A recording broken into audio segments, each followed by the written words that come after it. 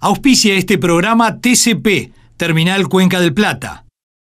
Presenta Antel, disfruta el mundial en tu Vera LTE.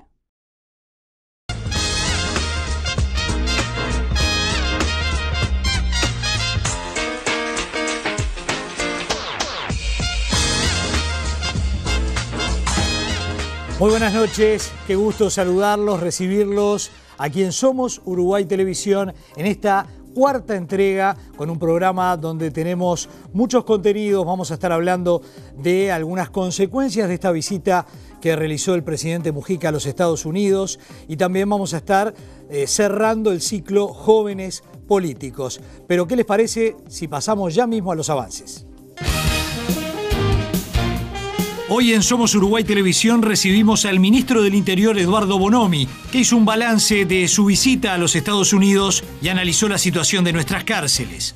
Cerramos el ciclo Jóvenes Políticos previo a las internas con Raúl Sendic, líder de la lista 711 que apoya al doctor Tabaré Vázquez, y Washington Abdala, que vuelve a la política junto al precandidato colorado José Amorín Valle. Segundo llamado a inversores para vivienda social. Informe especial con la presencia de la directora nacional de vivienda, Lucía Echeverri.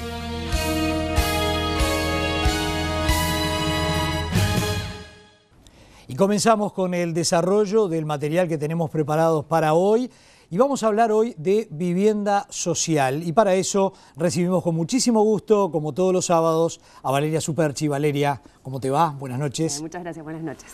Bueno, hablamos de vivienda social y hablamos de un segundo llamado a inversores que se asocian justamente a lo que es el Ministerio de Vivienda y la Agencia Nacional de Vivienda. Sí, en realidad es la segunda edición de un llamado que hace el Ministerio de Vivienda a inversores privados que hayan empezado a acogerse en la Ley de Promoción de Inversiones con objetivo de vivienda social. Justamente esta Ley de Promoción de Inversiones que tiene ya 3 años y ha recibido varios proyectos de parte del empresariado. En este caso es el segundo que se hace y el Ministerio del Interior, el Ministerio de Vivienda ha puesto varias condiciones también para los empresarios que decidan meterse en este proyecto. Ahí está, 2013, un primer llamado exitoso porque se acercaron empresas privadas importantes de nuestro medio y también el destinatario, ¿no? La persona que de repente no tiene un capital importante para acceder a una vivienda y mediante este mecanismo lo logró. Sí, porque en este caso las personas que van a poder participar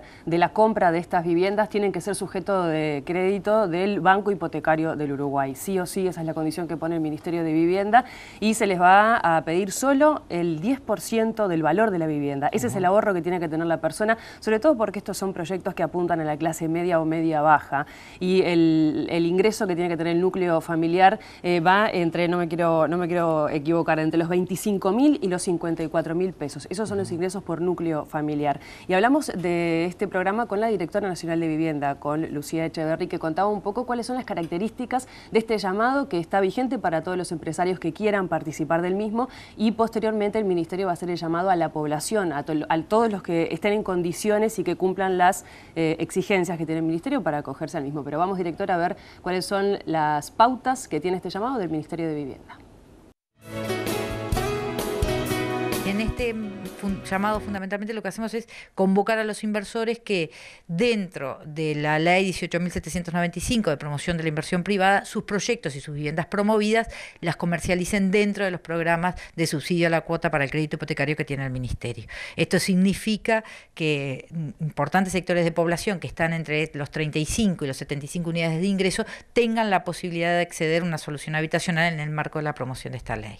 Recordemos cuáles son los beneficios que tienen los empresarios al acogerse a este plan. Acá fundamentalmente hay una seguridad, una garantía en la comercialización de las viviendas, ¿verdad? Eso es un beneficio importante para el cual, digamos, estamos convocando a los inversores porque el Ministerio se hace cargo y responsable de todo lo que tiene que ver con la difusión, la campaña publicitaria y la convocatoria a la población, instrumentando todos los llamados, y además de eso que tiene 2 instrumentos que dan garantías a esa comercialización, que es el Fondo de Garantía del Crédito Hipotecario, por lo cual las personas y las familias disminuyen significativamente la cantidad, el monto de ahorro previo que tienen que tener, hasta en un 10%, y por otro lado la asistencia con el mecanismo de subsidio a la cuota durante el proceso de amortización.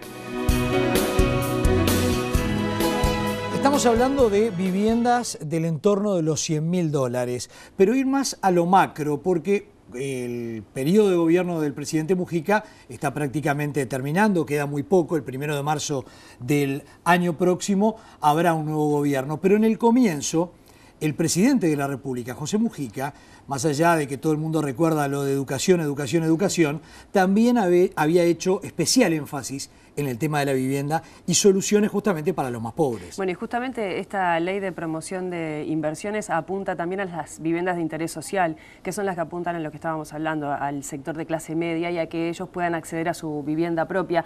En este caso se les exige sí a los empresarios que tengan hasta el 30% del proyecto avanzado, un poco también para filtrar, que no quede todo en proyectos, en presentarle proyectos al Ministerio y que después queden en veremos. Así que esa es una de las pautas que pone el Ministerio de Vivienda con este llamado, que es para Montevideo y para el interior también.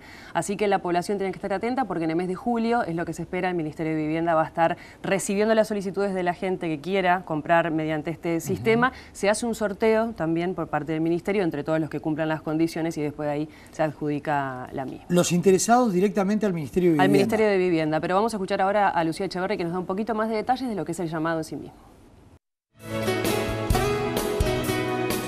Hace muy poquitas semanas la convocatoria a los inversores en un desayuno de trabajo donde se presentó toda la operativa de este programa y los requerimientos para el inversor y también las obligaciones que asume el Ministerio, y estamos en este momento, en esta etapa de contactos y de agenda con los inversores que tienen interés y que tienen proyectos que reúnen las características, de modo tal de firmar las cartas compromiso y los acuerdos, ¿verdad?, que se establecen para que en el mes entre junio y julio podamos estar haciendo los llamados a la población. Bueno, ahí escuchábamos a la directora nacional de Vivienda.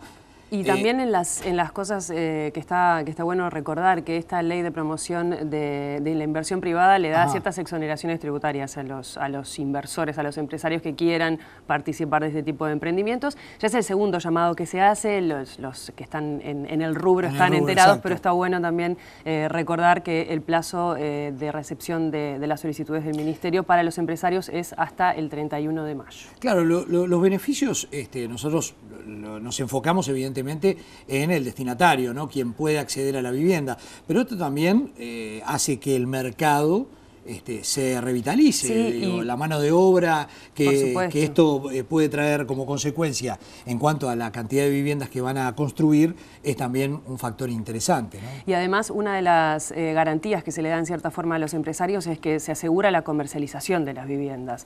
El Ministerio se asegura de que esas van a estar a disposición de la gente, no es que va a quedar viendo si capaz que alguien quiere, o sea, son viviendas que seguro van a ser colocadas. Esa es una de las garantías que le da el propio Ministerio también para atraer a los inversores y empresarios. Bueno, muy bien. Creo que este tema igual va a dar para más y quizás sí, a lo largo de este año vamos a estar volviendo a ocuparnos del tema de la construcción de viviendas. Por supuesto que sí. Bueno, muchas gracias, Valeria. Bueno, muchas gracias, Sergio. Elegante como siempre, ¿eh? Sí, bueno, recordamos y agradecemos a Liber Luna por el peinado y a Charlotte por la vestimenta como siempre.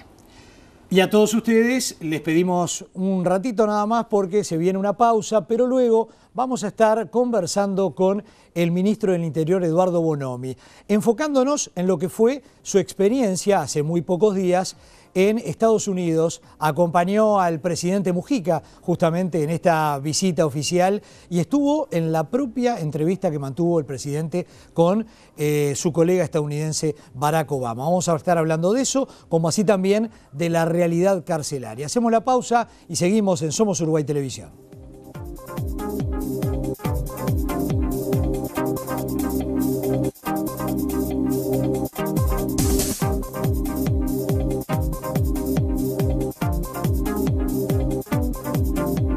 Si usted tiene objetos de arte, cuadros, muebles antiguos, alhajas en oro sanas o aún rotas, llámenos al 2-901-2766 y en Rey Antigüedades obtenga la mejor cotización. Vamos a domicilio sin cargo y en el día. Llame ya al 2-901-2766. En 1828 se creó en Canelones el primer pabellón patrio. Orgullosos de ese legado histórico, hoy presentamos nuestro número único de atención telefónica al ciudadano, 1828. Toda la información, consultas, gestiones y reclamos en un solo número. 1828. Teleatención Ciudadana. El número de la Comuna Canaria. Poder ver en vivo el Mundial de Brasil desde un móvil y en HD. Lo querés ver vos, tus amigos y todos los uruguayos. Por eso, unite al plan Vera LTE de Antel con móvil y 100 GB de fútbol de regalo en junio y julio. Contratalo enviando quiero al 8372 o en antel.com.uy y te lo llevamos al lugar que elijas. Antel, avanzamos juntos.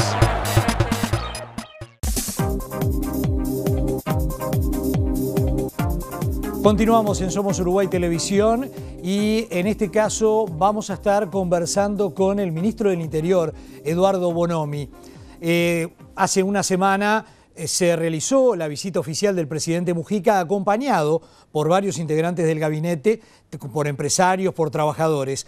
Uno de los integrantes del gobierno del Poder Ejecutivo que acompañó al presidente Mujica fue el ministro Eduardo Bonomi, el ministro del Interior. ¿Cuáles eran los objetivos de esta visita a los Estados Unidos? Por allí se habló del tema de la exoneración de visa, también de acuerdos en cuanto al apoyo y capacitación de la policía estadounidense a la policía uruguaya.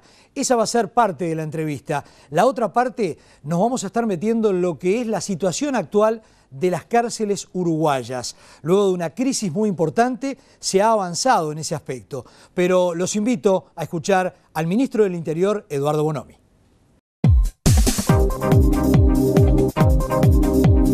Ministro Bonomi, muchas gracias por recibirnos y estar aquí en Somos Uruguay Televisión. Y bueno, para manejar algunos de los temas que le importan mucho a la gente. Nosotros tenemos un perfil de público de repente bastante empresarial y aquí surge una novedad de estos últimos días, que el Ministerio del Interior adjudicó la primera cárcel que será administrada por privados, esto en el marco de las famosas PPP. ¿Qué nos puede adelantar en cuanto a los detalles de esta concreción que se ha dado en los últimos días? Sí, el resultado de un trabajo aún de antes que empezáramos en el ministerio. Cuando nombraron los ministros, ya ahí empezamos a hablar con Fernando Lorenzo, ministro de Economía, futuro ministro de Economía en ese momento, y le planteamos la dificultad que teníamos con las cárceles y que necesitábamos construir. Entonces él ahí planteó la posibilidad de las PPP. Nosotros ya empezamos a considerar cómo avanzar en ese sentido, aún antes que se aprobara la ley. Cuando la ley se aprobó, teníamos trabajo avanzado. Y no es casual que hasta ahora la única PPP que se ha consolidado en el Uruguay es esta.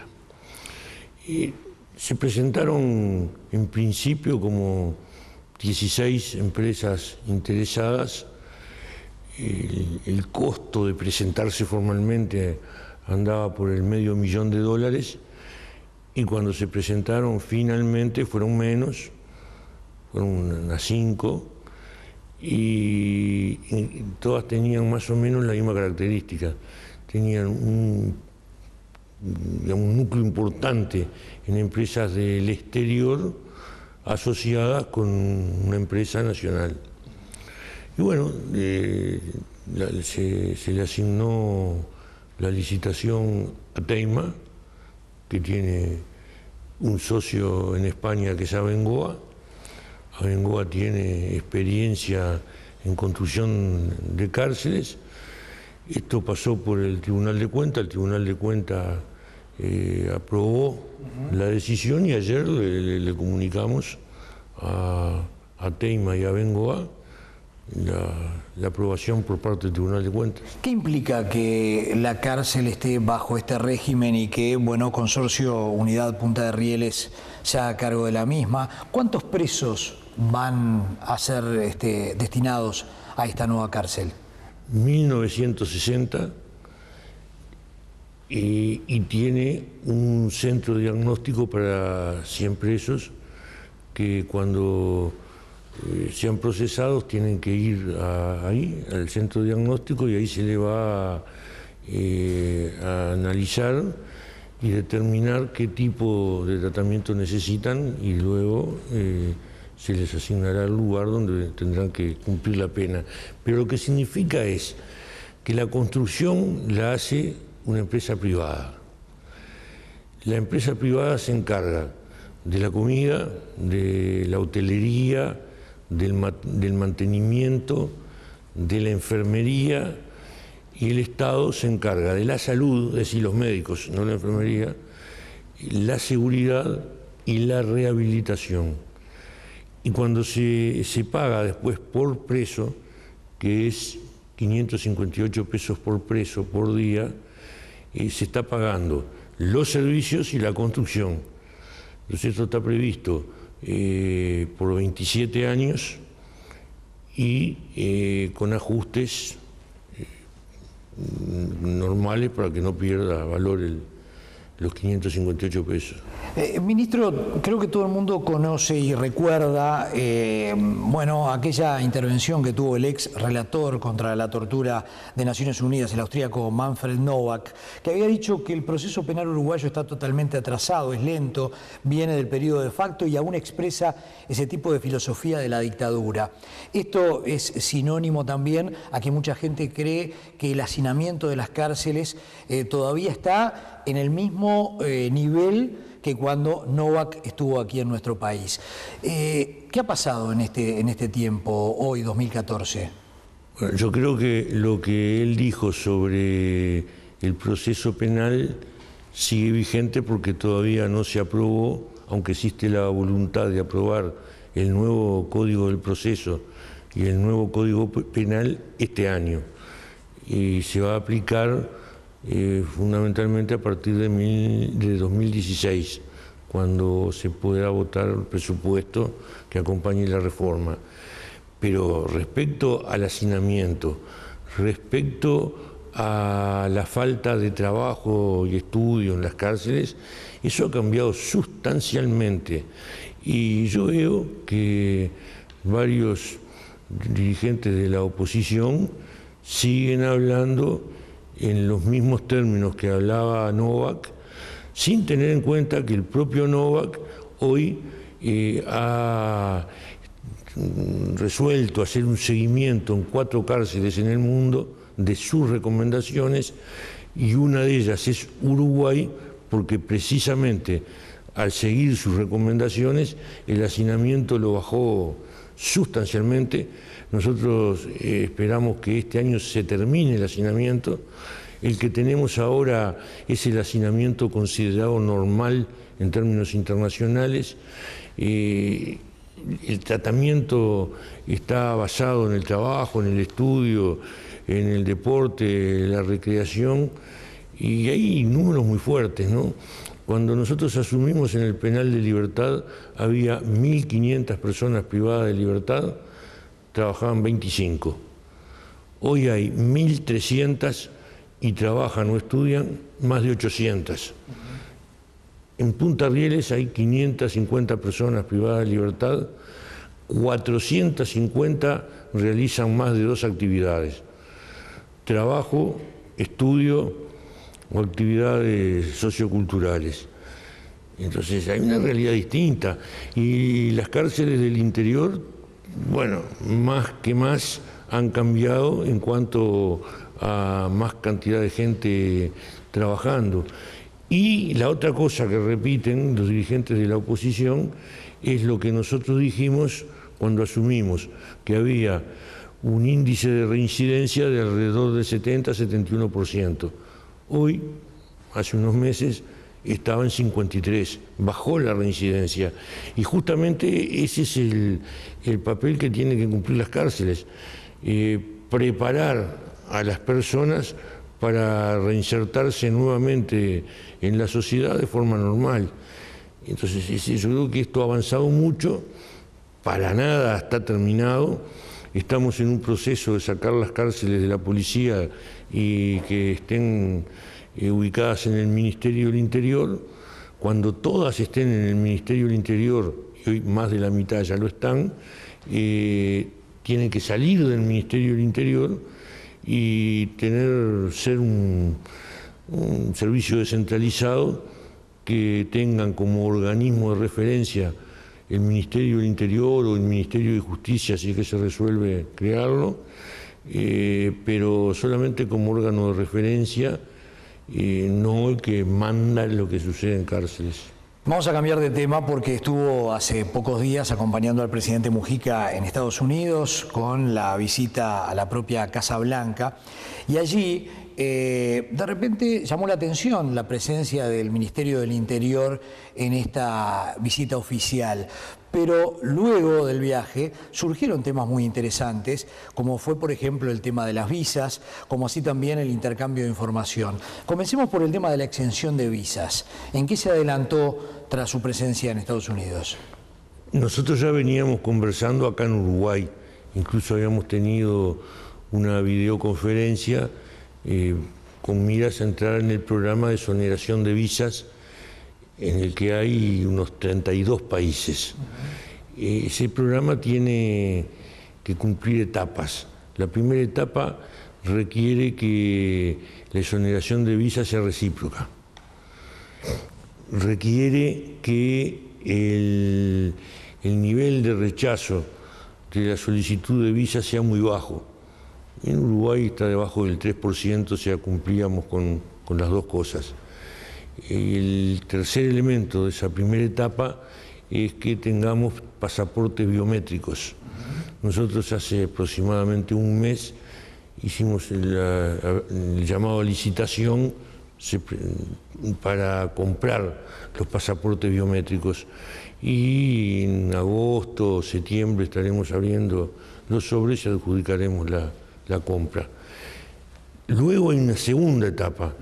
Esa segunda etapa es la que se avanzó en videoconferencia, pero había que tener una conversación directa, una coordinación mayor con la policía de Estados Unidos, sobre todo en lo que tiene que ver con la pérdida o robo de pasaportes.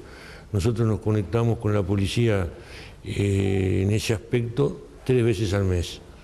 Tenemos que hacerlo diariamente, lo vamos a hacer diariamente, cosa que nos sirve, porque nosotros también recibimos información más cotidianamente y evita problemas que puedan suceder.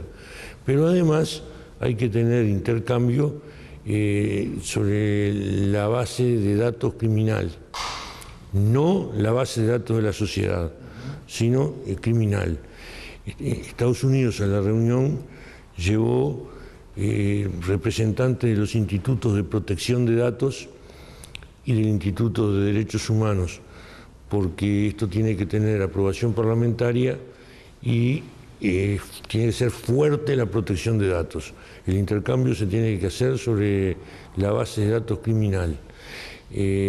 Ahí avanzamos, nos dijeron que teníamos que tener los pasaportes biométricos para cumplir la segunda etapa, pero que nos proponían crear la comisión informal con la misma gente que integraría una comisión formal, avanzar y cuando tengamos los pasaportes biométricos establecer el acuerdo formal. Después había otra reunión que tenía que ver con esto, es con intercambio de información sobre quienes participaron o participan en actividades terroristas. Y ahí tuvimos un intercambio y constatamos que tenemos un concepto diferente, porque Uruguay, Argentina, Brasil consideran que terrorista es el que cometió un acto terrorista. Entonces tiene que preceder a la definición el acto terrorista. Y sospechoso es el sospechado de haber cometido el acto. Ellos tienen un concepto mucho más amplio que bueno, no va a ser un obstáculo para el acuerdo, pero hay que conversar. Entonces acá también hay que crear una comisión, yo creo que no va a ser un obstáculo. Cumplida esa segunda etapa, entre la tercera, que es la instrumentación. Muy bien, y de repente capaz que vamos a tener algún otro encuentro más adelante aquí en Somos Uruguay Televisión para que nos pueda explicar eso. Ministro, se nos terminó el tiempo, muchísimas gracias por habernos recibido y han quedado muchos temas pendientes que seguramente en un próximo encuentro vamos a poder desarrollarlos. Sí, incluso algunos elementos que manejamos con la Jefatura de Policía de Washington con respecto a los homicidios, por ejemplo. A la tasa de homicidios, que la de ellos es el doble de la nuestra. Que siempre nos señalan que es muy alta y que nos comparemos con los mejores. Los mejores tienen 15 homicidios cada 100.000 habitantes, nosotros tenemos 8, poquito menos de 8. Ministro Bonomi, muchas gracias. No, gracias a ustedes.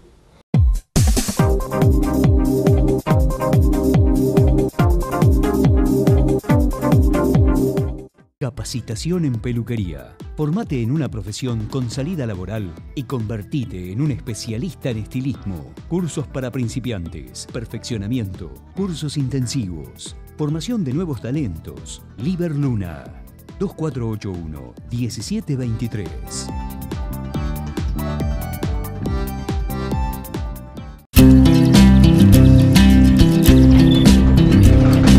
Voy cantando con las ganas, voy buscando algún lugar. Hoy más linda la mañana, hoy te quiero un poco más. Cambia el aire y vos cambias con él. Cambia el aire, es como volverte a ver. Cambia el aire y todo vuelve a nacer. Llega una nueva generación de combustibles limpios, con hasta un 99,5% menos de azufre, que minimizarán su impacto en el aire, mejorando la calidad de vida de todos. ANCAP, uruguayos haciendo el futuro Uruguay.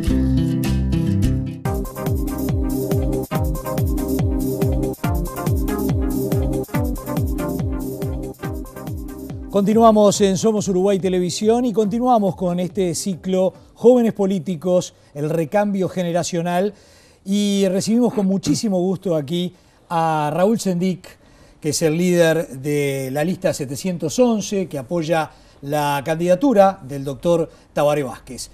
Raúl, muchas gracias por aceptar la invitación. Con mucho gusto, gracias por invitarme. poder hablar de política, porque en el ciclo del año pasado... la audiencia de Somos Uruguay lo debe recordar, te recibimos justamente en los primeros programas todavía como presidente de ANCAP. Sí, hoy ya metido de lleno en lo que es esta campaña electoral de cara a lo que es la interna del 1 de Sí, julio. después de 9 años de estar en la gestión pública, desde noviembre estoy en la actividad política. Y muchos kilómetros, sin lugar a dudas, ¿no? Recorridos. Y mirá, tengo una camioneta que justamente le llevo controlado los kilómetros, y desde que salí de ANCAP hasta ahora son 50.000 kilómetros más o menos. ¿Qué tal? Bueno, Raúl Sendik tiene 51 años, es licenciado en genética humana, egresado de la Universidad de La Habana, Cuba, fue diputado, fue ministro y también presidente de ANCAP, que mucha gente lo tiene presente. La primera pregunta que te hago es, ¿por qué Tabaré Vázquez? ¿Por qué nuevamente el apoyo a quien fue presidente, el primer presidente de la izquierda, del Frente Amplio, y que vuelve otra vez a postularse, habiendo competencia interna en el Frente Amplio, sí, porque está la precandidatura de Constanza Moreira? Bueno, porque esencialmente, digamos, durante un tiempo hubo una cierta incertidumbre de si Tabaré Vázquez iba a aceptar o no la precandidatura para la presidencia de la República. Y ahora, una vez que se confirmó que Tabaré Vázquez aceptaba la candidatura, yo pienso que es el mejor candidato que el Frente Amplio puede presentar para ganar la elección. O sea, yo tengo mucho respeto y la quiero mucho a Constanza. Creo que es importante que Constanza se haya presentado como precandidata, porque hay gente que va a votar en la elección interna y que no acompaña la candidatura de Tabaré Vázquez y encuentra a través de Constanza Moreira una forma de expresarse, pero el Frente Amplio, después de la elección interna, además tiene que ganar la elección. O sea, vamos a una elección interna, pero lo más importante es que en octubre tenemos que ganar la elección, y desde mi punto de vista no hay mejor candidato a la presidencia de la República que Tabaré Vázquez, que garantiza una representación muy amplia del espectro frente amplista y también un respaldo muy amplio de la ciudadanía, que es lo que nos permite asegurar un triunfo, porque se necesita ganar en la primera vuelta y tener una mayoría que solo Tabaré la puede garantizar. Sendik, usted lidera un sector en esta instancia electoral, la lista 711, evidentemente que se va a postular a cargos legislativos, a senador, no sé si a diputado también lo tiene pensado. No, voy a encabezar la propuesta del Senado. La propuesta del Senado. Sí. Pero mucha gente puede decir, Raúl Sendik tiene mucha experiencia en lo ejecutivo, más allá de que tuvo un periodo como diputado, pero estuvo más en el candelero de repente en la gestión que tuvo en ANCAP. ¿Cuál va a ser su aporte directo a Tabaré Vázquez si vuelve a ganar en las elecciones de octubre? Es cierto que, o sea, yo estuve 5 años como legislador y fue en lo personal para mí fue una muy buena experiencia de aprendizaje, de relacionamiento con el sistema político, de trabajo en las comisiones. Creo que el trabajo legislativo, hay una parte importante del trabajo legislativo que la gran mayoría de la población no conoce, que es el trabajo que se hace en las comisiones, que es muy tremendamente rico y enriquecedor para quien está ahí. Pero después tuve prácticamente 9 años en la gestión pública, al frente de ANCAP y un periodo de tiempo como ministro de Industria, Energía y Minería y Telecomunicación. El ministerio es enorme, digamos, sin duda. Con una diversidad de áreas que abarca muy grande. ¿Y dónde estuvo más cómodo? A mí me gusta mucho la gestión ejecutiva. O sea, y además realmente aprendí mucho. ANCAP es una tremenda universidad, digamos. O sea, es una empresa tan importante que factura unos 13 millones de dólares por día, que tiene una cantidad de empresas controladas, que tiene 20 empresas controladas con áreas muy diversas de negocios, tanto en Uruguay como fuera del país, que permite una relación directa desde los sindicatos, las empresas internacionales, las empresas transnacionales, las empresas uruguayas, el sistema político. O sea, hicimos cosas interesantes, como fue el inicio de la exploración petrolera, que era impensable en Uruguay hace tiempo, 2.000 millones de dólares de inversión en la plataforma marítima, toda la reconversión de la empresa que fue importante, la incorporación de los biocombustibles en la matriz energética. O sea, se aprendió mucho con todo eso. Por lo tanto, a mí me gusta mucho esa gestión ejecutiva, pero en realidad, cuando pienso hacia adelante, yo voy a estar en el lugar que mis compañeros y el Frente Amplio decidan que esté. Se ha mencionado la posibilidad de que acompañe a Tabaré Vázquez en la fórmula. Exacto, sí. Hay encuestas que están mostrando como que hay una cierta preferencia, digamos, pero esas decisiones no las tomo yo, las toma el Frente, y yo, como hice hasta ahora. Pero usted tiene la aspiración de poder acompañar. Yo no tengo aspiración en ese sentido. Mi única aspiración ahora es la construcción de un espacio político propio, es encabezar la propuesta al Senado de la 711. La 711 viene creciendo en todo el país, estamos teniendo un crecimiento muy importante en todo el país y en el Frente Amplio. Y desde ahí contribuir al mejor gobierno de Tabaré desde el lugar que el Frente Amplio defina. Y obviamente la condición básica de eso va a ser que encabece la lista al Senado de la 711. Usted de los políticos que son catalogados de jóvenes, ¿no? De la gente de renovación. No nos cocinamos en el primer árbol, bueno, como decía mi abuela. Ha tenido muchos kilómetros, usted me daba hasta el número de kilómetros, pero sin lugar a dudas que la opinión pública lo ve como un político de recambio, una persona joven. Lo que es la política y lo que son las campañas electorales, usted me hablaba de las cosas que pudo desarrollar a cargo del directorio de ANCAP. Sin embargo, en estas últimas semanas sale un título que habla de un déficit importante en ANCAP y bajo su gestión de 150 millones de dólares. ¿En qué puede afectar esto la campaña que usted está desarrollando? Bueno, obviamente que ese tipo de cosas la oposición las usa, pero cualquiera que maneja una empresa y hasta un préstamo hipotecario en una casa sabe que la evolución que tuvo el dólar en este último año, o sea, el dólar creció 2 pesos este año. Para una empresa que tiene una exposición en dólares importante como es ANCAP, o sea, ya sea porque compra petróleo, que lo compra en dólares, o ya sea porque tiene una deuda, que es en dólares, eso modifica cualquier resultado. O sea, si en un año hubo una suba de 2 pesos cada dólar, pasó de 19.50 a 21.50, eso tiene un impacto muy fuerte sobre el balance. O sea, hay un balance que es el balance operativo que da el resultado positivo, y después cuando se hace el ajuste por inflación, que ahí es donde se tiene en cuenta digamos, el cambio de valor del dólar, eso impacta sobre el resultado final del balance. Cualquier persona que maneja una empresa, porque eso pasó con todas las empresas uruguayas que tienen exposición al dólar en este año que pasó, o sea, el 2013 fue un año complicado desde ese punto de vista, desde los balances de las empresas expuestas al precio del dólar por la evolución del dólar. Pienso que obviamente la oposición puede usarlo. Nosotros cuando arrancamos en ANCAP, porque también se habla si es o no una pérdida histórica, nosotros tuvimos, cuando el día que iniciamos la gestión en ANCAP había 250 millones de dólares de pérdidas en Argentina. O sea, yo no sé si todos lo recuerdan, pero en el año 2004, en el año 2005, la situación que ANCAP tenía en la Argentina era tremenda. Nosotros estamos transfiriendo 5 millones de dólares por día para cubrir pérdidas en la República Argentina de los negocios que ANCAP había hecho en la Argentina. Y yo lo recuerdo porque el diputado Adala, que ahora es diputado, que era director de ANCAP, compañero de H en el directorio, fue uno de los responsables de esos negocios. Entonces, él puede hablar hoy todo lo que quiera, pero nosotros tenemos el recuerdo de de los incendios que quedaron en ANCAP el día que el directorio de los partidos tradicionales terminó su gestión y nos transfirieron a nosotros toda esa problemática que tuvimos que arreglar a la carrera, porque la situación no aguantaba más. Pero para entendernos, usted quiere decir que era consciente de que este déficit, tanto como el de los años anteriores, se iba a dar.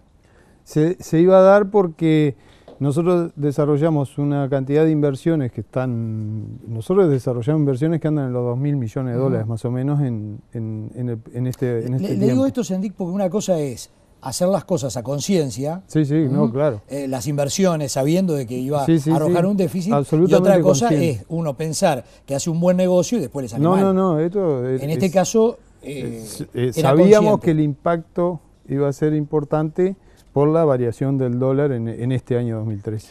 Sendik, lo traigo de vuelta a la campaña, más allá de este tema que no lo podía soslayar porque es un tema de interés público. Agradezco porque me interesa que este tema quede claro, ¿no? Uno de los ejes de su campaña electoral lo dijo cuando recién presentó ante el público a su sector, fue el tema educación. Sí. ¿Qué es lo que usted puede aportar para, en este caso, mejorar la educación? Porque usted ha tenido una visión bastante crítica de la política educativa. Yo pienso lo siguiente: el mundo en el que estamos viviendo, y sobre todo el mundo que le va a tocar vivir a las nuevas generaciones de uruguayos, es un mundo que va a ser cada vez más exigente con ellos. O sea, las nuevas generaciones de uruguayos van a vivir en un mundo tremendamente desafiante para ellos. Nosotros tenemos la responsabilidad de dejarlos lo mejor preparados posibles para ese mundo en el que les va a tocar vivir. Y nosotros avanzamos mucho en la educación primaria, incluso hasta la incorporación del plan Ceibal, que incluso estaba mirando en las imágenes que están pasando de fondo, que aparecen las ceibalitas, a lo largo de la campaña aparecen permanentemente. A nivel universitario también avanzamos muchísimo, a nivel de la escuela técnica, de la UTU también. Se quintuplicó la matrícula universitaria en los últimos años, o sea, tenemos 5 veces más estudiantes universitarios que lo que teníamos hace 12 o 13 años atrás. Avanzamos en descentralizar la universidad hacia el interior, hay ahora cursos que se desarrollan en muchas localidades del interior, que es muy importante, pero tenemos un problema serio en secundaria. O sea, creo francamente que el próximo gobierno va a tener que concentrar un esfuerzo en reducir la deserción estudiantil que tenemos en secundaria. Tenemos la mitad de los muchachos que empiezan el ciclo básico no lo terminan. Y ese es un problema porque tenemos que arreglar para que puedan terminar el ciclo básico, y a su vez tenemos que crear una segunda oportunidad educativa para los que quedaron afuera del ciclo básico de secundaria, para que lo puedan ir al rescate, digamos, para que lo puedan hacer. Si el próximo gobierno consigue eso, o sea, si logramos llevar que el 80%, por ejemplo, para poner una cifra, el 80% de los muchachos que empieza primer año lo termine al liceo, sería un gran objetivo.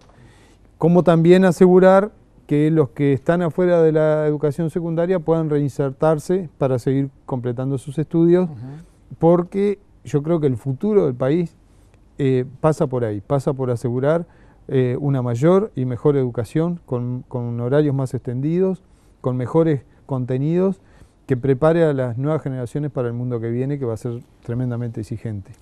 A Raúl Sendik, el agradecimiento por haber estado aquí con nosotros. Evidentemente que este es un punto de partida porque recién estamos a nivel de elecciones internas. Queda prácticamente todo este 2014, después del Mundial seguramente, para poder conversar y saber cuál va a ser bueno, su rol en lo que evidentemente, ya las encuestas lo dan, va a ser la candidatura del doctor Tabaré Vázquez por el Frente Amplio.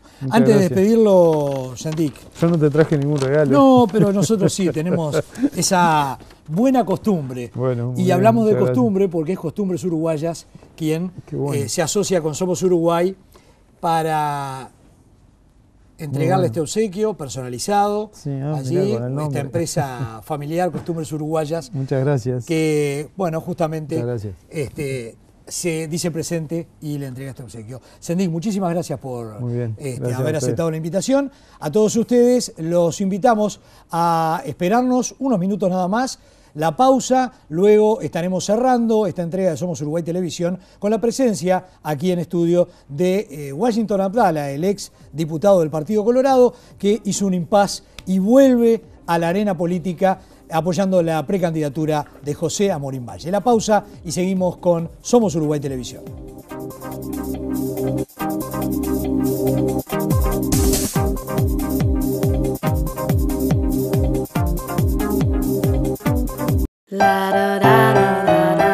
En 1828 se creó en Canelones el primer pabellón patrio. Orgullosos de ese legado histórico, hoy presentamos nuestro número único de atención telefónica al ciudadano, 1828.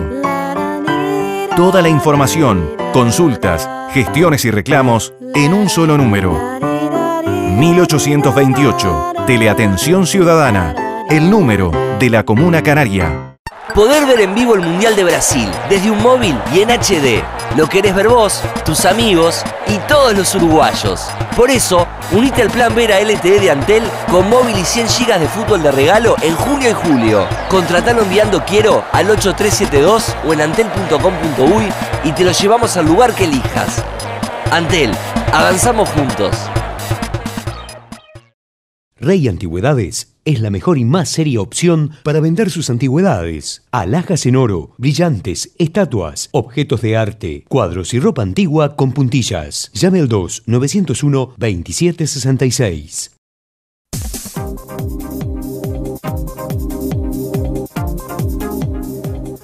Continuamos en Somos Uruguay Televisión y además ingresamos en el último tramo del programa y también en el cierre de este ciclo denominado Jóvenes Políticos, donde tuvimos representantes del Frente Amplio, del Partido Colorado y del Partido Nacional. Vamos a cerrar con Washington Abdala, ex legislador, abogado, político, profesor, escritor, pero también ha incursionado en este último tramo de su vida en los medios, en la televisión, en el teatro.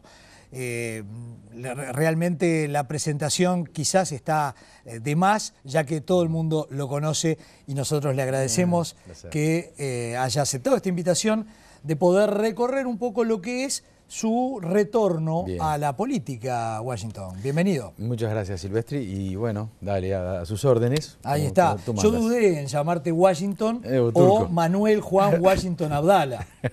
Bueno, pues yo me llamo Manuel Juan Washington Abdala, que ya es una desgracia de por sí, ¿no? Porque son tres... O sea, no, porque pensé que te habías puesto un nombre artístico. No, lo que pasa es que realmente esa fue una decisión que se tomó a nivel familiar, pusieron los tres nombres, es una combinación imposible y en un momento en el registro, cuando voy a sacar la cédula de vuelta, me dijeron, bueno, tiene que elegir entre dos nombres. Pero, ¿cómo tiene que elegir entre dos nombres? Si tiene que elegir entre dos nombres. Y porque tengo que desaparecer un nombre, si tiene que sacar un nombre. Digo, no, de ninguna manera. Entonces empezamos una discusión, terminé haciendo un juicio y en la cédula están consignados los tres nombres. Porque ahora por ley, la verdad que la gente que tiene bebitos nuevos solo puede poner dos nombres. Dos nombres. Está bien. Yo tuve que defender mi nombre. Y todavía a los 3 nombres hay que agregarle el turco. Sí, porque como la mayoría de la gente turco te conoce. Sí. Bueno, ¿de qué se trata esta vuelta a la arena política? Sí. Luego de que habías dicho públicamente de que te sentías muy bien, alejado justamente de la actividad política, apoyando la precandidatura de José Amorín Valle, Vallistas de Ley, es el sector que lidera Amorín Valle, pero con una lista propia, con un número hasta particular. Hasta particular. 1, 2, 3, 4, 5, 6. Sí, para que tuviera retención, porque no tenía manera de inventar algo ya muy oficial, entonces tenía que inventar algo. El regreso es un acto de... es tonto decirlo, pero es un acto de agradecimiento a lo que la política a mí me dio durante muchos años y toda la vida. Me formó, me educó. En un momento yo me fui medio mal de la política, medio a los balazos ahí, con una dificultad con mi sector. Me quebré medio emocionalmente un tiempo. Y entonces cuando me empecé a recuperar y a reinventar la vida, ahora desde una posición distinta se me pasa por la cabeza y algunos amigos me dijeron, flaco, mirá que el Partido Colorado no le sobra nada, ahora vos estás bien, me parece que podés dar una mano. Y me llamó a conciencia eso y dije, está bien, total yo voy a votar a los vallistas, ¿cuál es el problema? Nadie se va a ofender porque diga básicamente lo que digo en todos lados, dar un pasito más y darle una mano a Amorín, al Partido Colorado. Y me parecía que era un momento de agradecimiento que lo tenía que hacer. Y nada, fue eso, no hubo mucho más. No hay acá, el turco está pensando en que si ganan el gobierno va a terminar en las Malvinas. No hay misterio, no hay... Es un acto de generosidad. Sí, evidentemente que se abre muchas interrogantes con esta vuelta. Creo que la primera interrogante hasta te la has planteado vos cuando hiciste la presentación oficial y vía Twitter dijiste un poco Garquet. Sí. ¿Para qué negarlo? Sí. ¿Cuál fue el mensaje ahí? Estoy pero no estoy. No, pero yo estoy y estoy dando una mano y estoy intenso y estoy laburando estos días en la calle, repartiendo la lista y hablando con la gente, pero me da vértigo porque, viste, cuando te desentrenás de una cosa, o sea, yo me había desentrenado completamente de esto, no sé cómo uno pierde, esto el deportista lo va a entender, cuando vos volvés a la cancha después de unos años donde no hiciste fútbol, es como que, ¿cómo es que perdiste los reflejos, no? Claro, y no vuelve un político media tabla, porque fuiste hasta aspirante a ser candidato a la presidencia. Claro, y sobre todo soy un tipo, ¿te acordás de la Chona? La Chona que decía, estoy copada, decía la vieja. Bueno, yo soy un tipo que pasé por la política y pasé copado en el sentido de que no tengo anhelos de posiciones. O sea, yo no... Un tipo muy feliz, ¿viste? Fui legislador departamental, subdirector de planeamiento y presupuesto, diputado, participé en el Senado, presidente de la Cámara de Diputados. O sea, no tengo la paranoia del político que de repente emergente o nuevo, que capaz que tiene toda esa cosa de que quiere aparecer. Yo ya rompí con eso. O sea, es desde otro lugar que hago política ahora. Mucho más natural, más... A mí me parece que puedo contribuir un poquito más, sobre todo a una reflexión muy sincera. Pasa algo acá. Vos, Sergio, que periodista de Sarandí, periodista de acá, lo sabés bien. El político uruguayo es muy previsible. Es tontamente previsible. La mayoría de los políticos, no digo todos, pero la mayoría. Estoy en la oposición, el gobierno es malo. Estoy en el gobierno es bueno. Pucha, ¿no será que a veces las cosas son un poquito más sutiles? Hablando de eso, dale. Y hace unos días, leyendo Caras y Caretas y una entrevista a Víctor Hugo Morales, mirá lo que decía Víctor Hugo Morales. Los que se presumen de equilibrados suelen ser de la derecha. Y bueno, vamos a empezar porque Víctor Hugo Morales en general ha presumido de todo, ¿no? O sea, si hay un personaje que ha presumido de todo en la vida del Uruguay es Víctor Hugo Morales, ¿no?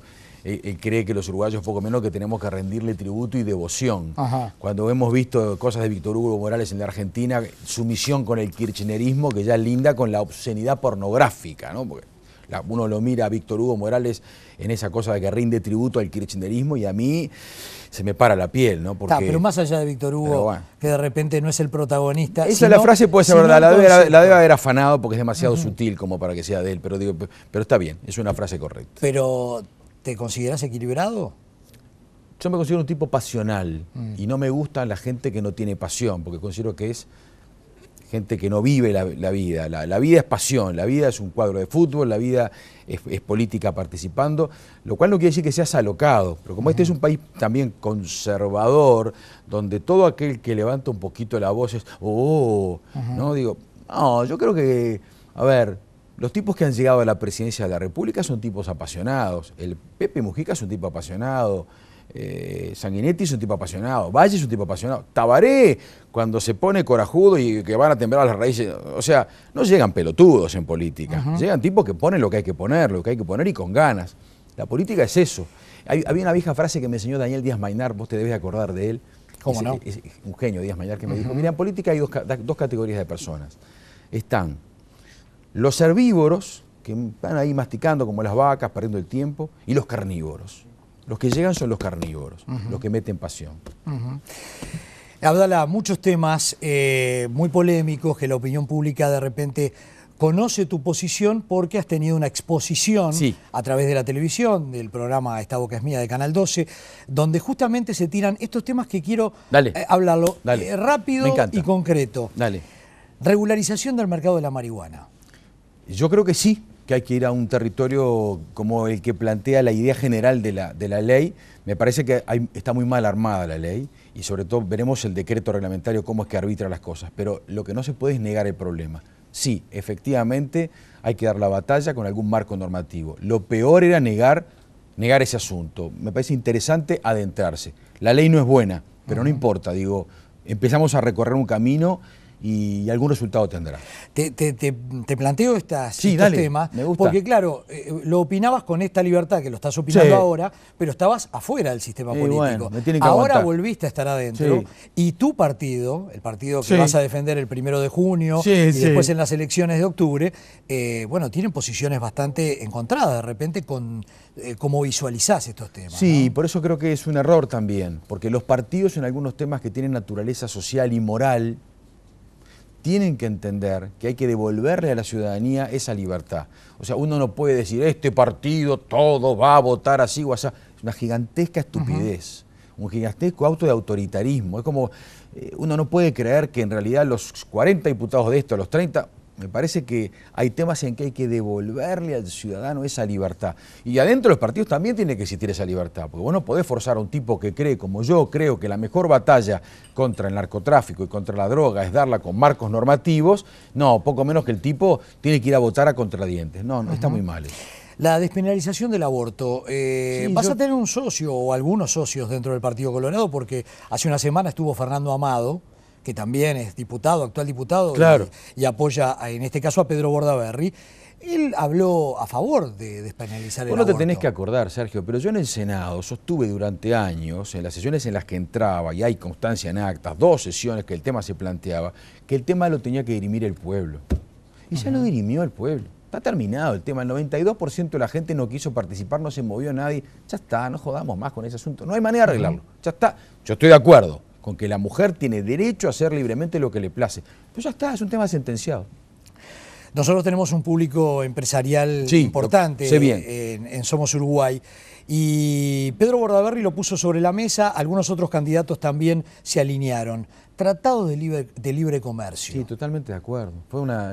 Si hay que adjudicar algún error, alguna cosa que no salió demasiado bien en la visita de Pepe a Estados Unidos, es eso, es una pena, ¿no? Es como... Faltó ese besito a la novia, era la cereza final. Lo otro realmente estuvo bien, no se podrá discutir, pero en general hubo resultados bastante interesantes, pero yo hubiera caminado por ahí. Sí, claro. Y ya que estamos con lo que fue la visita de Mujica a Estados Unidos, bueno, lanzó alguna frase que generó polémica. El trabajo no nos gusta mucho a los uruguayos. Me peleé el otro día en Esta Boca es Mía porque yo me peleé, estaban todos en contra. Sí. Era una invitación donde estaba Juan Castillo, Esteban Valenti, Bianchi, Navata, Aunchay, todos en contra. ¿Lo defendiste a Yo Mujica? creo que tiene razón. En eso tiene razón.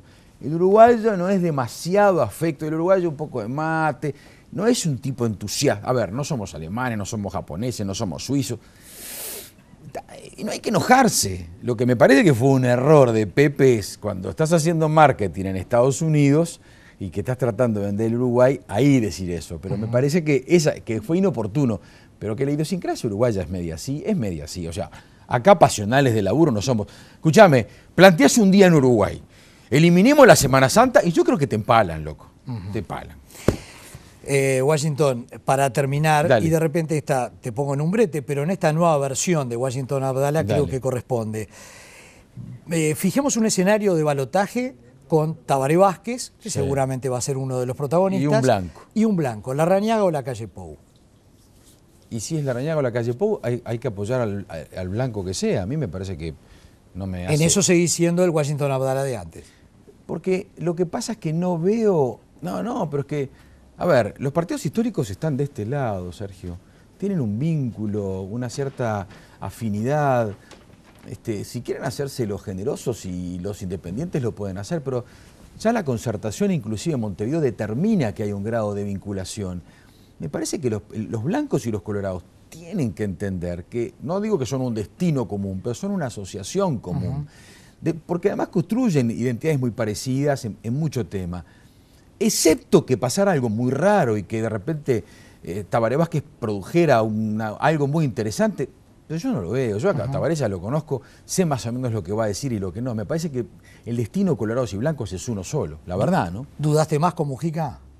Sí, dudé más, pero igual... En la instancia de balotaje. Sí, yo igual voté Partido Nacional, voté a la calle en la vez pasada, pero dudé más porque Mujica te generaba una sensación de cierta horizontalidad, ¿no? ¿Te entusiasma en alguna faceta, Mujica? Yo lo que pasa es que lo aprecio, o sea, no tengo por qué negarlo.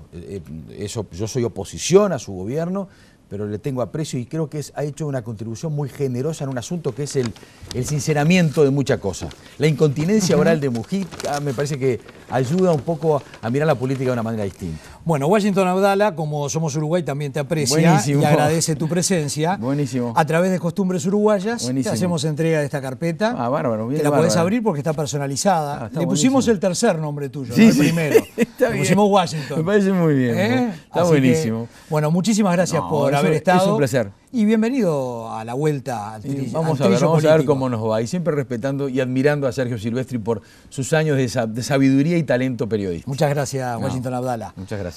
A ustedes también, muchísimas gracias por habernos acompañado. La invitación es para el próximo sábado. Somos Uruguay Televisión a través de BTV para todo el país y para el mundo.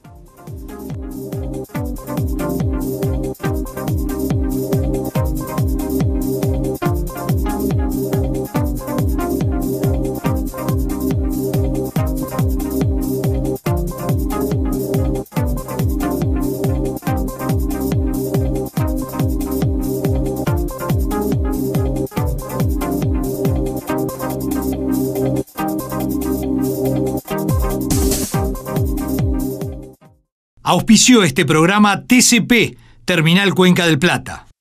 Presentó Antel. Disfruta el Mundial en tu Vera LTE.